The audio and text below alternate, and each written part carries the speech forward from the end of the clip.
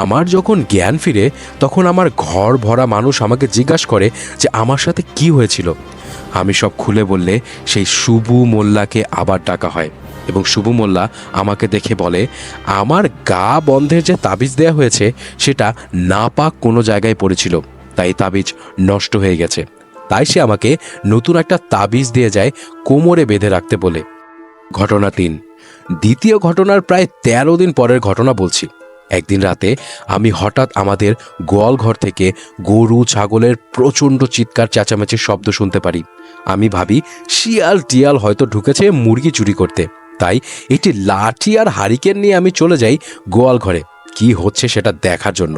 ভেবেছিলাম যে শিয়ালটাকে আজ যদি ধরতে পারি তাহলে একদম শেষ করে দিব, রোজ রোজ মুরগি নিয়ে পালায় শালায়। কিন্তু আমি ঘরের দরজার সামনে দাঁড়িয়ে দেখি গোয়াল ঘরে প্রচুর পরিমাণে আলোকিত হয়ে সাদা কিছু একটা জ্বলছে।